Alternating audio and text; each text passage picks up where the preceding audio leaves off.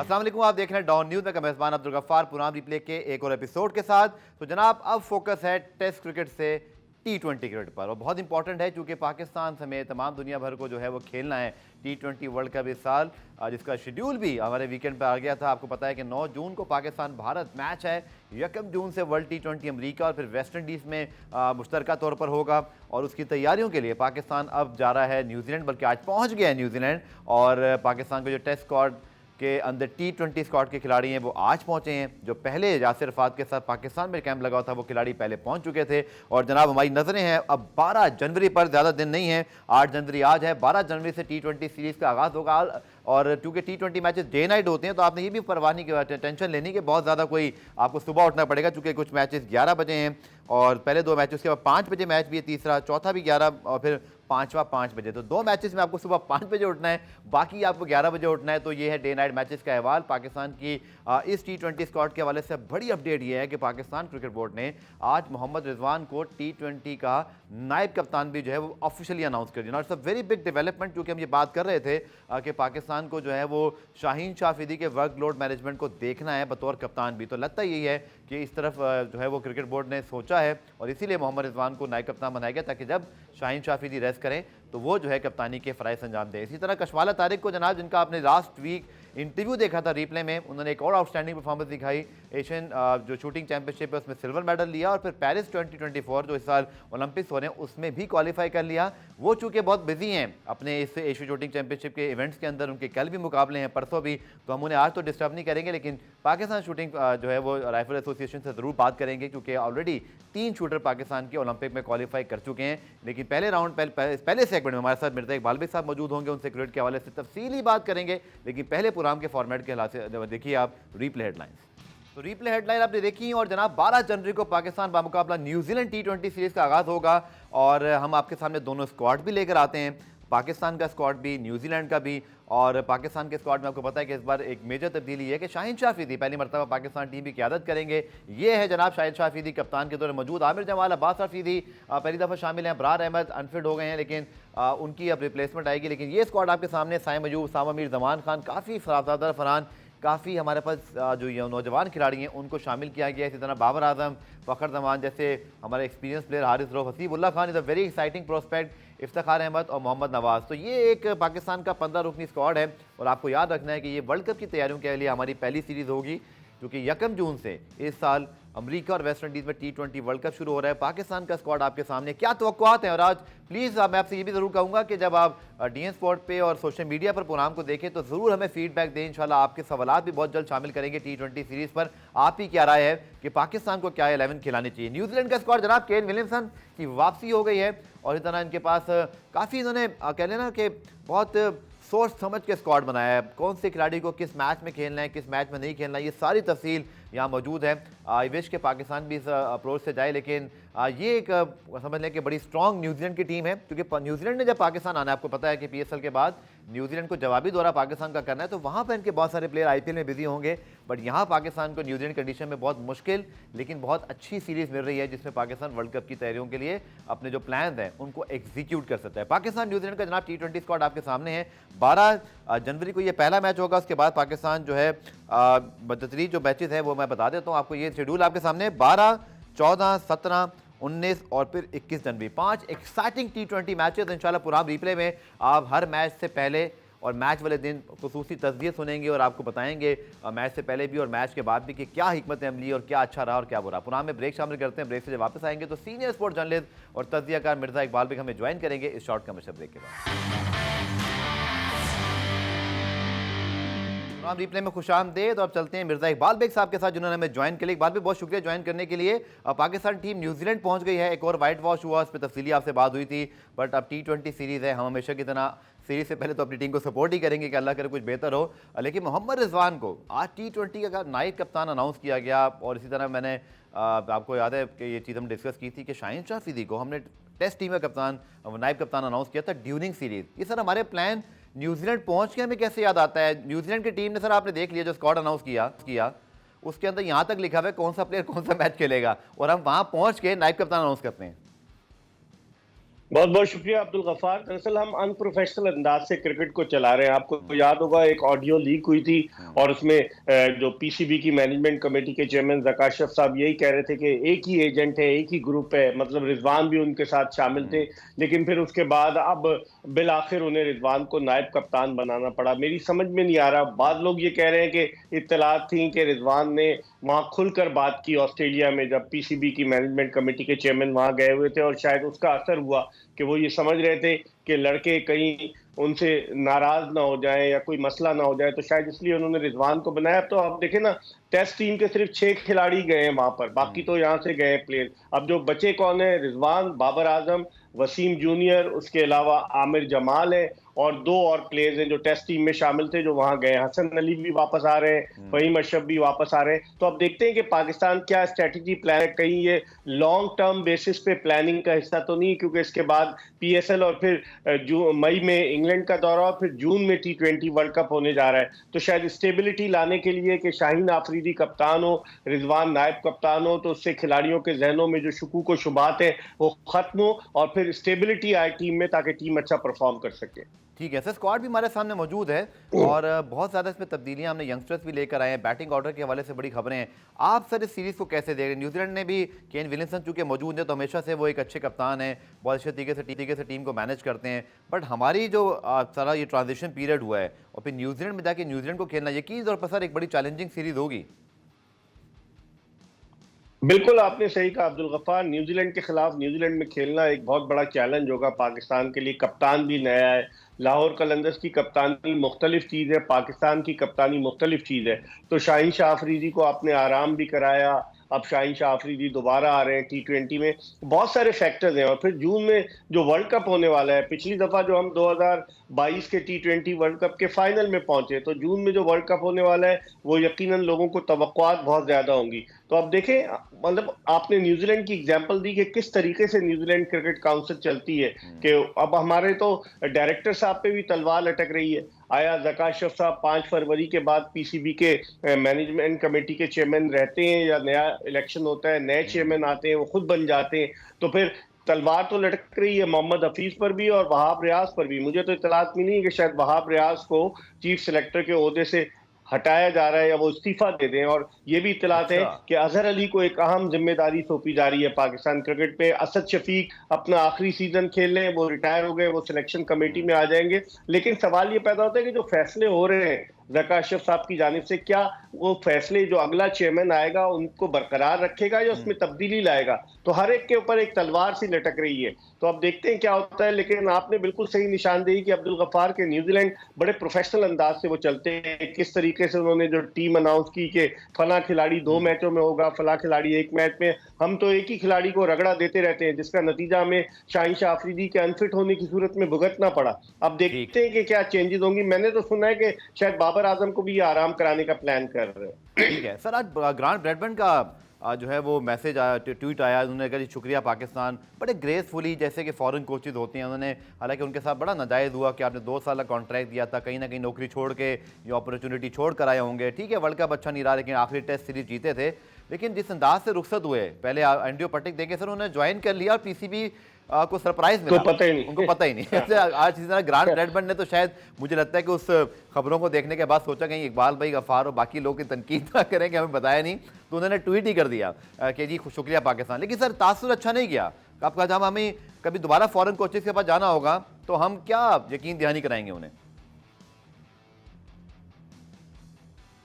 देखिए अब्दुल गफ्फार, अब तो गैर मुल्क की कोचेस पाकिस्तान आने में हिचकिचाहट महसूस करेंगे, जो उनके साथ सलूक रवा रखा गया है। अब चले, मिकी आर्थर ने तो अक्लमंदी की कि उन्होंने अपनी वो डर्बी शायर का कॉन्ट्रैक्ट नहीं छोड़ा, लेकिन बाकी जो थे, जिस तरह ग्रांट ब्रैडमैन की आप बात कर रहे हैं, एंड्रयू पटिक अफगानिस्तान के पास चले गए, फिर आते ही जो है वो मॉर्नी मॉर्कल ने रिजाइन कर दिया। तो जो सलूक हुआ है वो बड़ा ही मतलब जिसे कहते हैं अफसोसनाक है। मिकी आर्थर तो 2 मरतबा डसे गए हैं। आपको याद है जी 2019 हाँ। के वर्ल्ड कप के बाद जो क्रिकेट कमेटी थी, जब मिकी आर्थर को बुलाया, वो बड़े खुशफहमी में मुब्तला थे कि मैं रिपोर्ट दूंगा, पता चला उनकी छुट्टी कर दी। तो ये एक बड़ा बुरा तासुर जाता है बैनुल अक़वामी सतह पर कि पाकिस्तान में जो कोचेज आते हैं वो ज्यादा अरसे तक टिक नहीं पाते। पाकिस्तान क्रिकेट में जो तब्दीलियां होती हैं उसकी वजह से कोचेज को जाना पड़ता है। तो अब देखते हैं क्या होता है। लेकिन और फिर इस पे सोने पे सुहागा, कोचेज के साथ ये सलूक हो रहा है। और पीसीबी मैनेजमेंट कमेटी के चेयरमैन जो है ग्लेन मैकग्रा को ऑफर कर रहे थे ऑस्ट्रेलिया में कि आप आए पाकिस्तान में जी जी ग्रास जी। रूट लेवल पे कुछ करें।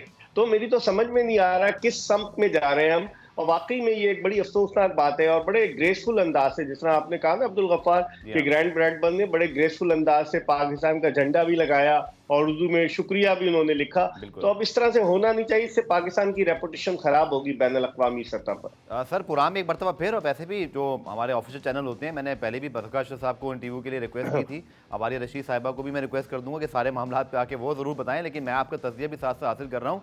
अब सर ये देखिए कि उस वक्त भी गलत हुआ जब एहसान मानी वसीम खान साहब थे कि मिसबाह-उल हक कमेटी में थे, उन्होंने ही फैसला किया था मुस्तकबिल का मिकी आर्थर के। बाद में मिकी आर्थर के जाने के बाद मिसबाह-उल हक को 2-2 ओहदे मिल गए। अब भी मिसबाह-उल हक और हफीज़ कमेटी में थे, और जैसे ही हमने फारिग किया वो मोहम्मद हफीज़ खुद डायरेक्टर बन गए। ये दुनिया में सर कहाँ होता है? मुझे तो कम से कम इसकी लॉजिक समझ नहीं आ रही। आप तज़किया दे दें क्रिकेट बोर्ड को, तो मैं ऑन एयर कह रहा हूँ, ज़का अशरफ साहब हों, आलिया रशीद साहिबा को इंशाल्लाह मैं मदऊ करूँगा कि इसको वज़ाहत कर दें, हमें थोड़ी रहनुमाई कर दें इसके ऊपर। ज़का अशरफ साहब तो नहीं आएंगे ना। वो उन लोगों के पास जाते हैं जो उनको मक्खन लगाएं, जो उनकी तारीफ में ज़मीन और आसमान के कलाबे मिला दें। अगर आप और मैं सवाल करेंगे तो सवाल का चूंकि उनके पास जवाब नहीं होगा, तो इसलिए वो नहीं आएंगे आपके पास। हालांकि माजी में मुझे याद है आपने उनका इंटरव्यू किया था, याद है आपको अब्दुल गफ्फार? आपने ज़का अशरफ का किया था ना वो इंटरव्यू शॉर्ट माजी में। इंटरव्यू था, उस ज़माने पुराना नहीं था। लेकिन देखिए देखिए इकबाल भाई, नजम सेठी साहब, एहसान मानी साहब से भी हमने सवाल किए। नजम सेठी साहब, मुझे याद है जब अफगानिस्तान सीरीज में, इकबाल भाई जब आपको याद है वो एक सूरत हाल बनी थी जैसे बाबर आजम के साथ साजिश हो रही, वो आए थे, थोड़ा सा नाराज भी हुए ऑन एयर, लेकिन उन्होंने फेस किया था। वो यही तो, इतने गट्स होने चाहिए। आप तनकीद को बर्दाश्त करें। अगर आपकी जात पे हो रही है, आपको एम्बैरस कर रहे हैं, कोई फैमिली पे बात तो नहीं कर रहा ना, आपकी क्रिकेट पे बात कर रहे हैं, तो ये तनकीद इनको बर्दाश्त करनी चाहिए। आप बिल्कुल सही कह रहे हैं, पाकिस्तान क्रिकेट का बाबा आदम ही निराला है। अब आप देखें कि मिसबाह-उल हक भी खुश नहीं है हफीज के रवैये से, हालांकि इनकी बड़ी दोस्ती है। और आपको याद होगा 2012 में जब ज़का अशरफ पाकिस्तान क्रिकेट बोर्ड के चेयरमैन थे, तो उस वक्त उन्होंने एक प्रेस कॉन्फ्रेंस की थी लाहौर में, और मिसबाह-उल हक को साथ बिठाया और हफीज को बिठाया और कहा कि जी मिसबाह-उल हक जो है वो T20 अब नहीं खेलेंगे, हफीज खेलेंगे। उस वक्त भी हफीज ने मिसबाह को रिप्लेस किया था। इस मरतबा मिसबाह इस इंतजार में थे कि शायद उनको हेड कोच बना दिया जाए। वो क्रिकेट कमेटी में भी गए, लेकिन अब आपको वो फाल नजर नहीं आ रहे, क्योंकि हफीज ने उनको राइट दिखाकर लेफ्ट पे चले गए और उनको तना छोड़ गए। तो सर वो जो राइट दिखा के लेफ्ट पे चले गए, वो जो इस्तीफा था, वो क्या था सर फिर? वो बस वो इसलिए था कि मैं आपको बता रहा हूँ ना, क्रिकेट के मामलात ही निराले हैं ना, कि वो इस्तीफा उन्होंने दिया, फिर उसके बाद कहते हैं कि किसी एक थर्ड पर्सन के जरिए ज़का अशरफ को हफीज ने अप्रोच किया और फिर उनकी बात को माना और हर कुछ किया। लेकिन हफीज ने, देखें आप सब तनकीद कर रहे हैं, कोचिंग तो की नहीं है ना अब्दुल गफ्फार। अगर वो चीफ सेलेक्टर बनते समझ में आता था, आपने डायरेक्टर उनको बना दिया ले जाके डायरेक्ट। सर अब सेनेटर मुश्ताक साहब का जो आपने देखा वीडियो वायरल हुआ है, जिसके अंदर फिर आपको याद है निगरां वज़ीर इत्तलात सोलंकी साहब ने भी उस पर वजाहत दी, लेकिन मैंने भी उसमें ट्वीट किया, आपने भी उसको पढ़ा था, हमने उससे बात भी की ऑफ एयर भी सर, कि आप कह रहे हैं डे टू डे अफेयर, वहाँ तो आपने पूरा का पूरा सेटअप ही चेंज कर दिया। और मुझे नहीं पता, निगरां वज़ीर इत्तलात साहब को भी इंशाल्लाह हम पूछ लेंगे, क्योंकि वो हुकूमत के तर्जुमान है, कि ऐसा तो नहीं है सर। देखिए हॉकी फेडरेशन के अंदर भी तब्दीली आ ही गई, जैसे तैसे आई, जो तनाज़ हैं, लेकिन आपने तो एक्सटेंशन दिया ना, तो फिर जवाब दे तो निगरां हुकूमत भी नहीं है इसमें सर। बिल्कुल है, जवाब दे। अब मुर्तजा सोलंकी साहब को बेचारों को क्रिकेट का इतना पता नहीं है। आपको पता है कि वो रेडियो पाकिस्तान के डायरेक्टर जनरल रह चुके हैं, उसके बाद मुल्क से बाहर चले गए, अब वो निगरां वफाकी वजीर इत्तलात बनकर पाकिस्तान आ गए। उनको तो पता नहीं। और उन्होंने, आपको याद होगा जब सेनेटर मुश्ताक अहमद खान ने, जिनका इस जमात इस्लामी से ताल्लुक है, जब उन्होंने सवाल किया तो खड़े होकर मुर्तजा सोलंकी ने कहा कि जो मिनिस्टर है फवाद हसन फवाद, जो इंटर प्रोविंशियल कोऑर्डिनेशन के मिनिस्टर हैं, वो कराची गए हुए हैं, तो मिनिस्टर साहब ज्यादा बेहतर बताते, लेकिन मैं जवाब दूंगा। तो इसका मतलब है कि कुछ पता ही नहीं है। मेरी समझ में नहीं आ रहा कि इन्होंने जो एक्सटेंशन दी किस बेसिस पर दी। एक सेक्रेटरी जा चुका है हनीफ औरकज़ई, उनको OSD बना दिया गया। अब नए आए नदीम इरशाद कियानी साहब, तो ज़का अशरफ साहब को शायद इसलिए दी गई थी कि वर्ल्ड कप खत्म हो जाए, लेकिन वो तो सारे मामला, सारे स्ट्रोक्स खेल रहे हैं। आपने बिल्कुल सही निशानदेही की, आपका ट्वीट भी मैंने देखा जिसमें आपने कहा है कि हर चीज तो उन्होंने की है। बिल्कुल। तो फिर कौन से हाथ बांध दिए जो मुर्तजा सोलंकी साहब कह रहे थे कि हमने उनको डे टू डे अफेयर के लिए कहा है, सारे मामला हो रहे हैं। इसका मतलब है हुकूमत को भी पता है और ज़का अशरफ खुद अपने मामला कहीं सियासी बुनियादों पर किसी न किसी तरीके से हैंडल कर रहे हैं। ठीक है सर, इस सारी सूरत हाल पे अब क्रिकेट की तरफ वापस आते हैं। खमियाजा में ये भुगतना पड़ रहा है कि मैंने पूरी रिसर्च की सर, 2021 में हमने 4 आईसीसी अवार्ड जीते, शाहीन, बाबर, रिजवान, फातिमा सना, फिर बाबर ने लास्ट ईयर 2 अवार्ड जीते। सर कितने दुख की बात है कि जो 9 कैटेगरीज की 36 नॉमिनेशन हैं, एक पाकिस्तानी उसमें शामिल नहीं। 2 साल में 6 अवार्ड और नॉमिनेशन एक भी नहीं आई। दुख की बात है सर पाकिस्तान क्रिकेट के लिए। वो आप उससे अंदाजा लगा लें, रिफ्लेक्ट कर रहा है कि पाकिस्तान क्रिकेट एडहॉक बेसिस पे चल रही है ना। 22 दिसंबर 2022 को जब रमीज राजा को हटाया गया तो उसके बाद से पाकिस्तान क्रिकेट एडहॉक बेसिस पे चल रही। कितने चीफ सेलेक्टर आ गए, शाहिद आफरीदी आए, फिर उसके बाद हारून रशीद बन गए, हारून रशीद गए तो इंजमामुल हक बन गए, तौसीफ अहमद का ऐलान किया वो नहीं बन सके, फिर उसके बाद वहाब रियाज आ गए। तो बहुत सारी, मतलब जब आपके यहाँ स्टेबिलिटी नहीं होगी, जब खुद गैर मुस्तकिल मिजाज अंदाज से आप काम करेंगे तो यही होगा। वो रिफ्लेक्शन हो रहा है, टीम की कारकर्दगी भी रिफ्लेक्ट कर रही है। एशिया कप का फाइनल आप किस तरीके से, एशिया कप में फाइनल में नहीं पहुंचे, आप किस तरीके से श्रीलंका से और भारत से आ रहे हैं, और फिर उसके अलावा आप वर्ल्ड कप में आपकी क्या परफॉर्मेंस रही, ऑस्ट्रेलिया में क्या रही। तो क्रिकेट बोर्ड के चेयरमैन या दीगर लोगों की जो मशरूत होता है वो क्या परफॉर्मेंस से, कि अगर परफॉर्मेंस टीम दे रही है तो उनका जो है वो चलता रहता है। लेकिन यहाँ पर तो परफॉर्मेंस भी खराब है और उसके बावजूद कोई नोटिस नहीं ले रहा। हालांकि फवाद साहब जो है वो समझदार आदमी है, ब्यूरोक्रेट रहे और उनको पता है। मैंने भी उनको एक चीज भेजी थी जिसका उन्होंने जवाब दिया, उन्होंने कहा थैंक यू बेग साहब। तो इसका मतलब ये है कि नजरें सबकी हैं, लेकिन अब देखते होता क्या आइंदा आने वाले दिनों में। अब्दुल गफ्फार सर, बाबर आजम, जिनके मैंने आपको बताया कि अलोंग शाहीन और रिजवान, ये सब हमारे हीरोज हैं। किसी एक प्लेयर की मैं बात नहीं कर रहा, लेकिन चूंकि ज्यादा अवार्ड उन्होंने जीते, cricketer of the year, one day cricketer of the year, उससे पहले भी एक अवार्ड जीता, 3 आईसीसी अवार्ड। हमने उनके साथ कुछ ऐसा कर दिया, कप्तानी, चले मैं मानता हूँ सर, आप भी एग्री करेंगे, वनडे में कप्तानी या तो परफॉर्मेंस है वो क्वेश्चनेबल है, उस पर डिस्कशन होनी चाहिए थी। लेकिन जिस अंदाज से उनको साइडलाइन किया गया, वो कितनी बुरी तरह आउट ऑफ फॉर्म हो गए हैं, जबकि वो 2 साल से आईसीसी के बेहतरीन क्रिकेटर्स में शामिल थे। और बड़े दुख की बात है, इकबाल भाई मुझे कहने दीजिए प्लीज़, कि ऐसे लगता है जैसे बड़ी मुखालिफत उनके मुतालिफ जो है वो बनाई जा रही है, किसी तरह उनको निशाना बनाया जा रहा है। बिल्कुल आपने सही कहा, ये वही बात होगी ना कि अनप्रोफेशनल अंदाज से क्रिकेट बोर्ड चल रहा है, स्टेबिलिटी नहीं है। बाबर आजम जैसे हीरो को आप जहनी तौर पर इतना वो टॉर्चर हो चुका है कि आप देखें किस तरीके से वो खेल रहा है, सिर्फ 126 रन उसके 6 इनिंग्स में। और लगता ये है कि, और जो ऑडियो लीक हुई उससे तो यही लग रहा है कि जो मैनेजमेंट कमेटी के चेयरमैन जो है वो बाबर आजम के पीछे पड़ गए। लगता तो यही है कि हमने उनको कहा, उन्होंने कहा हम पता करते हैं, फिर उन्होंने कहा मैं नहीं, हमने फौरन ऑल्टरनेट सोचा हुआ था। इस तरह से कोई थोड़ी हीरोज के साथ सलूक किया था। या अलमिया है, हमारे पास तो एक ही स्टार आया है, फिर शाहीन शाह अफरीदी आया, 2 आए स्टार, रिजवान है एक हद तक, लेकिन बाबर आजम की एक अपनी शनाख्त, अपनी पहचान है, पाकिस्तान का भी पहचान है उनकी दम से। लेकिन उनके साथ जो सलूक कर रहे हैं, मैं I totally agree with you Abdul Ghaffar, बहुत ही जिसे कहते हैं अफसोसनाक है ये। और जाती मखासमत को मुल्की मफादात पर तरजीह देनी चाहिए, नहीं देनी चाहिए, लेकिन यहाँ मुल्की मफादात पर जाती मखासमत को तरजीह दी जा रही। और सर अभी जो T20 वर्ल्ड कप से पहले जो अब हमने T20 कप्तानी चेंज कर दी, चले वो तो ठीक है, समझ में आता है, चले आपने एक प्लान चेंज किया, लेकिन जो बैटिंग नंबर आगे पीछे होंगे, मुझे तो बहुत खिचड़ी बनती हुई दिखाई दे रही है न्यूजीलैंड सीरीज़ में ही, कि कहीं ऐसा ना हो कि हमने बनी बनाई टेस्ट टीम जो कि जीत कर आई थी, हालांकि बुरा नहीं खेले, हम तारीफ़ करेंगे, जो एजेंडा हमारा कोई नहीं है कि अच्छी क्रिकेट खेली आखिरी 2 टेस्ट मैचेस में, लेकिन ऐसा तो नहीं है इकबाल भाई कि आखिरी वर्ल्ड T20 खेलने वाली टीम उसके साथ भी छेड़छाड़ बहुत ज़्यादा की जाए और फिर वो भी कहीं किसी बुरी सूरत से दो चार हो। बाबर आजम की कप्तानी में T20 टीम ठीक ठाक चल रही थी। बिल्कुल आप सही कह रहे हैं, हम फाइनल में पहुंचे, उससे पहले हम 2021 में सेमीफाइनल में पहुंचे, फिर हमने एशिया कप के फाइनल में पहुंचे बाबर आजम की कप्तानी में, जो दुबई में हुआ था एशिया कप। तो ये टीम में छेड़छाड़, अब आप देखें, फखर जमान ने एक इंटरव्यू दिया, उन्होंने कहा उनके लिए जो बेहतरीन जगह है ओपनिंग स्लॉट है। अब साइम अयूब भी टीम में आ गए हैं, बाबर आजम और रिजवान क्या इनिंग्स ओपन करेंगे, मुश्किल लग रहा है। तो बहुत सारी चीजें हैं, टीम का कॉम्बिनेशन क्या होगा, शाहीन आफरीदी लड़कों को कैसे हैंडल करेंगे, पहला उनका तजुर्बा है पाकिस्तान की कप्तानी का, तो बहुत सारे सवालात जन्म ले रहे हैं। इनके जवाबात तो वही लोग देंगे ना जो हेल्म ऑफ अफेयर्स पर है, जिन्होंने ये सारी खिचड़ी पकाई है, तो अब इसका जवाब भी वही लोग देंगे कि टीम के कॉम्बिनेशन को अगर आपने खराब किया और जून में जो वर्ल्ड कप हो रहा है उसमें हमारी कारकर्दगी अच्छी न रही, तो कौन होगा इसका जिम्मेदार? कोई तो जिम्मेदारी लेगा। लेकिन समझ में नहीं आ रहा, चीफ सेलेक्टर जो है वो डायरेक्टर क्रिकेट जो है वो अपना एक बयानिया दे रहे हैं कि जी टैलेंट सामने आया। क्या आप टैलेंट सामने लाने के लिए गए थे ऑस्ट्रेलिया, या आप क्रिकेट खेलने के लिए गए थे? जाते ही आप बयानात देते हैं हम कंपीट नहीं करने, हम जीतने आए। उल्टा कंपीट करना तो दूर की बात, आप तीनों टेस्ट मैचेस हार गए। तो मेरे ख्याल में अनप्रोफेशनल तरीका है वो, जो शुरू में मैं बार बार रिपीट कर रहा हूँ कि गैर पेशा वराना अंदाज से क्रिकेट को चलाया जा रहा है,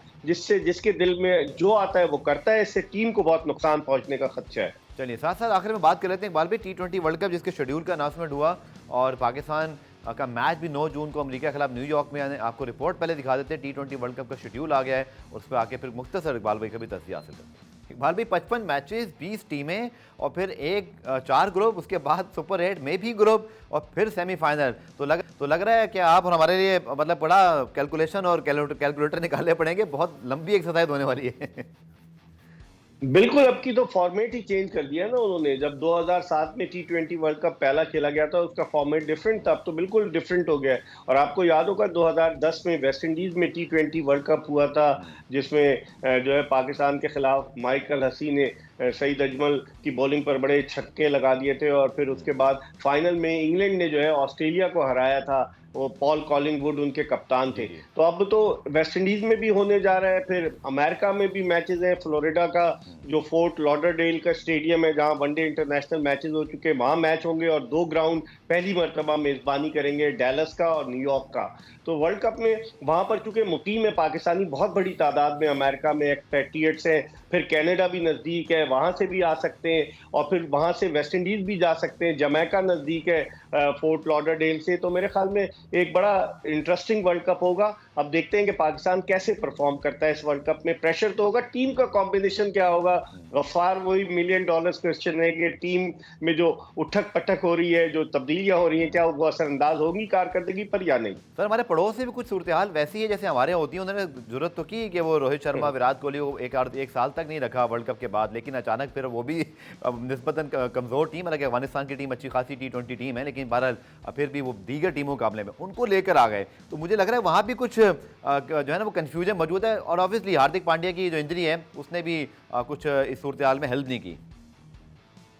हाँ, तजुर्बा कर रहे हैं वो, लेकिन हमारी तरह नहीं है ना। उनके पास टैलेंट बहुत है। आईपीएल का आप देखें, श्रेयस अय्यर वो टीम में नहीं है अफगानिस्तान के खिलाफ जो खेले, उन्होंने नए लड़कों को चांस दिया है। तो मेरे ख्याल में वो कॉम्बिनेशन बनाएंगे जून से पहले वो एक ऐसा कॉम्बिनेशन बनाएंगे कि जिस तरह से उन्होंने अभी वर्ल्ड कप से पहले जो बनाया, हालांकि वेस्ट इंडीज में हारी भारत की टीम, लेकिन उसके बाद वर्ल्ड कप पे क्या परफॉर्मेंस रही, जबरदस्त। तो मेरे ख्याल में वो कॉम्बिनेशन बना रहे हैं, तजर्बात कर रहे हैं। हमारे पास तो कॉम्बिनेशन नहीं बना रहे, हम तजर्बात कर रहे हैं कि हेड कोच कौन होगा, डायरेक्टर कौन होगा, चीफ सेलेक्टर कौन होगा, कप्तान कौन होगा, नायब कप्तान कौन होगा। हम इन्हीं तजर्बात में लगे हुए हैं। और भारत देखिएगा आप एक अच्छी स्ट्रॉन्ग आउटफिट के साथ जाएगा वर्ल्ड कप में। सिस्टम ये है कि 5 फरवरी के बाद क्या होगा ये ना मुझे पता है ना आपको, किसी को नहीं पता। तो ये एक और अजीब सूरत है। आखिर में सर कौमी खेल हॉकी आपके आने का ही फायदा होता है कि तमाम खेलों में बात हो जाती है। सर वहाँ अल्लाह अल्लाह करके तब्दीली तो आ गई, लेकिन वहाँ भी कोर्ट के मामला थे, आपके पास अंदर खबर होती है। पहले तो सर ये बताएं कि वाकई तब्दीली आ गई है, लेकिन रिवर्स गेयर ना लग जाए और अभी आगे बढ़ना है।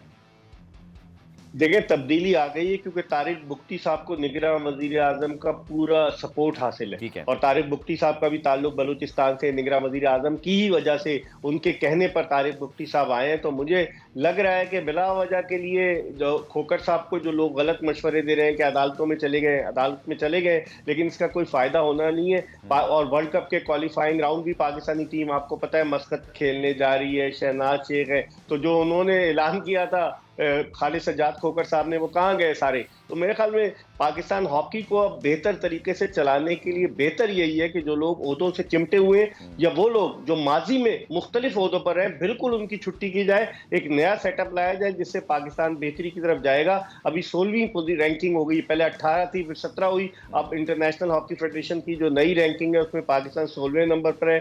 दुआ करें कि मस्कत में जो वर्ल्ड का जो क्वालिफाइंग राउंड हो रहे हैं ओलंपिक के, पेरिस ओलंपिक्स के, उनमें पाकिस्तान अच्छा परफॉर्म करे। बहुत बहुत शुक्रिया मिर्जा इकबाल भाई साहब। मौजूद थे, तफसीली तस्वीर हासिल किया पाकिस्तान न्यूजीलैंड सीरीज और फिर वहाँ पे गुफ्तगू की। पुराने ब्रेक शामिल करते हैं, ब्रेक से जब वापस आएंगे तो बहुत अच्छी खबर आई कि कशमाला तलत जिन्होंने अभी रैंकिंग में 5वीं पोजीशन हासिल की थी शूटिंग में, उन्होंने एशियन में एक और सिल्वर मेडल जीतकर ओलंपिक के लिए भी क्वालिफाई किया है। और इस हवाले से शूटिंग फेडरेशन के जो सीनियर नायब सदर हैं उनसे बात करेंगे शॉर्ट कमर्शियल ब्रेक के बाद। पुनः में बात करते हैं शूटिंग के हवाले से और कशमाला तलत ने ओलंपिक के लिए क्वालिफाई किए है। पाकिस्तान राइफल एसोसिएशन के सेक्रेटरी रदी अहमद खान हमारे साथ मौजूद हैं। रदी साहब, तीसरे शूटिंग के हमारी क्वालिफिकेशन कंफर्म हुई है, खुशी की बात है। माशाल्लाह। क्या कहेंगे सर इसके ऊपर, कितनी मेहनत हुई है और जो ये रिजल्ट आया है इसके प्लीज बैकग्राउंड बताइएगा, कितनी मेहनत की है इन शूटर्स ने पूरे साल? यकीनन बगैर मेहनत के तो ये स्टेटस हासिल ही नहीं किया जा सकता। आप इससे अंदाजा लगा सकते हैं कि अराउंड 44 स्पोर्ट्स एफिलेटेड हैं पाकिस्तान ओलंपिक एसोसिएशन जी। आउट ऑफ 44 पाकिस्तान में 4 और एक ऑस्ट्रेलिया में 5 ओलंपिक कोटा हासिल हुए हैं अभी तक। आउट ऑफ 5 3 कोटाज जो हैं वो शूटिंग में हासिल किए। तो ये कोई मामूली बात नहीं है पाकिस्तान के लिए, एक बहुत बड़ी अचीवमेंट है कि 3 कोटा एक इवेंट में हासिल किए गए। ठीक है सर, कशमाला तलत साहिबा ने भी नंबर 5 पोजीशन मेंटेन की, उस पर हम बहुत खुश थे। फिर सिल्वर मेडल भी आ गया एशिया शूटिंग चैंपियनशिप में इंडोनेशिया में आज उन्होंने हासिल किया, फिर ओलंपिक क्वालिफिकेशन हो गई। तो वुमेन एम्पावरमेंट की हम बात करते हैं, खेलों के फ़रोग के लिए ख़वातीन का इंटरेस्ट, तो आई थिंक ये बहुत उसके लिए एक बेहतर इकदाम हुआ। जी और अच्छी बात यह है शूटिंग के लिए कि इसमें जो लड़कियां हैं वो बहुत तेजी के साथ आगे आती हैं एज कम्पेयर टू बॉयज, क्योंकि उनके अंदर पेशेंस होता है, कंट्रोल बहुत अच्छा होता है उनका। तो और ये सालों की मेहनत है, 2 दिन में ये अचीव नहीं किया जा सकता। बिल्कुल जी। बशीर, गुलफाम जोसेफ और अब कशमाला तलत, मजीद भी बताइएगा रजी साहब के मजीद भी क्या क्वालिफिकेशन के कुछ इम्कान मौजूद हैं? और फिर आप क्या कहेंगे कि कितनी मेहनत आप चाहते हैं? कुछ फॉरेन कोचेज भी आपने बुलाए थे, मजीद अब आपने ओलंपिक के लिए इनको कितनी तैयारी करवानी है? अभी देखो कुछ इवेंट बाकी हैं। एक तो कुवैत में होने वाला है जिसमें हमारे कंटेंडर हैं, होपफुली कि वहाँ पर भी हम एडिशनल कोटा हासिल कर लेंगे शॉटगन में। ठीक है। और ये यानी local coaches as well as foreign coach, उसमें कुवैत का बड़ा हाथ है, उन्होंने बड़ी सपोर्ट की हमें। और साथ साथ ये भी इनकार नहीं किया जा सकता कि पाकिस्तान ओलंपिक एसोसिएशन भी हमें स्कॉलरशिप देने में बड़ी मदद की उसने। ठीक है। कोई जी हाँ ठीक है। तो सर अब ये आने वाली इसमें चूँकि मैं देख रहा था कशमाला साहबा की कैटेगरीज बाकी हैं, तो अभी उनके बहुत मजीद भी जो है वो कुछ कैटेगरीज हैं, तो आप होपफुल हैं कि इंशाल्लाह और अच्छे रिजल्ट आएंगे इस एशियन शूटिंग चैंपियनशिप से? हाँ, अभी इनका एक मिक्स इवेंट होना है जिसमें ये गुलफाम और ये दोनों एयर में फायर करेंगे। उसमें भी हमारी पोजीशन एशियन गेम्स में भी अच्छी रही थी और इसमें भी होपफुली इंशाल्लाह ये मेडल जीतेंगे। इसके अलावा अभी कशमाला स्पोर्ट्स पिस्टल में भी कम्पीट करेगी, उसमें भी उसके रिजल्ट बहुत अच्छे आते हैं। सर, जो नौजवान देख रहे हैं आपको इस वक्त, और आप चूंकि शूटिंग एसोसिएशन काफ़ी अरसे से वाबस्ता है राइफल एसोसिएशन से, जो इस खेल में आना चाहते हैं उनके लिए प्लीज़ बताइएगा कि किस तरह वो भी अपना शौक पूरा कर सकते हैं और अगर प्रोफेशन बनाना चाहें तो? इसको बिल्कुल वो प्रोफेशन बना सकते हैं। एक तो देखिए स्टूडेंट के लिए मेरी हमेशा उनके लिए नसीहत होती है, उनके पेरेंट्स को खास तौर पर, कि बच्चों को ये शूटिंग कराएं। उसका नंबर 1 फायदा ये होता है कि उनकी पढ़ने की सलाहियत बढ़ जाती है, बगैर शुबे के। तो एक तो उनको नंबर 1 फायदा ये होगा कि एजुकेशन क्वालिटी बढ़ जाएगी। दूसरे, वो ज्यादा डिसिप्लिन हो जाते हैं शूटिंग में, जो भी बच्चे आते हैं ज्यादा डिसिप्लिन हो जाते हैं दूसरे बच्चों के मुकाबले। और तीसरी बात ये कि यहाँ पर हमारी शूटिंग एकेडमी है कारसाज में। जी। तो उसमें हम हर समर वेकेशन और विंटर वेकेशन में कैंप लगाते हैं, फ्री टोटल। सारे चार्जेस उनसे कुछ नहीं लिए जाते। सही। वो इसमें आके हमसे बात कर सकते हैं, उसमें पार्टिसिपेट कर सकते हैं। आज का फेसबुक का दौर है, पेजेस बने हुए, तो जरूर पाकिस्तान राइफल एसोसिएशन के पेज और मालूमात हासिल करें। बहुत शुक्रिया रजी साहब, और प्रोग्राम रिप्ले में आज के लिए इतने, कल दोबारा से मुलाकात होगी, तब तक के लिए अल्लाह हाफ़िज़।